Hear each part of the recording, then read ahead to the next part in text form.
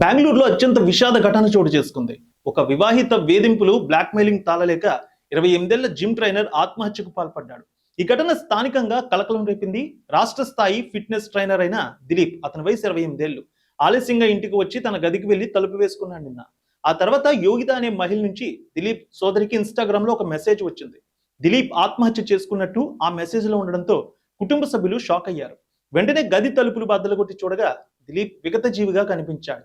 కుటుంబ సభ్యులు కన్నీటి పర్యంతమై పోలీసులకు సమాచారం ఇచ్చారు. ఇక కుటుంబ సభ్యులు చెప్తున్న దాని ప్రకారం దిలీప్ కి జిమ్ లో 42 ఏళ్ల వివాహితతో పరిచయం ఏర్పడింది. ఆ పరిచయం చనువుగా మారింది. ఆమె డబ్బు ఆస్తి కోసం దిలీప్ ను బ్లాక్మెయిల్ చేయడం మొదలుపెట్టింది. గతంలో ఈ విషయం పోలీసుల వరకు వెళ్ళింది. ఆమె భర్త సమక్షంలోనే ఇద్దరికీ రాజీ కుదిర్చారు.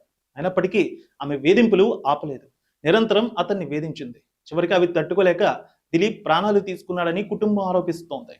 దీనిపై సమాచారం అందుకున్న పోలీసులు, ఫోరెన్సిక్ బృందం సంఘటనా స్థలానికి చేరుకున్న ఆధారాలు సేకరించారు. మృతదేహాన్ని పోస్ట్ మార్టం నిమిత్తం ఆసుపత్రికి తరలించారు. ఈ ఘటనపై కేసు నమోదు చేసుకుని దర్యాప్తు చేస్తున్నారు. తమ కుమారుడి మృతికి కారణమైన మహిళపై కఠిన చర్యలు తీసుకోవాలని కుటుంబ సభ్యులు డిమాండ్ చేస్తున్నారు.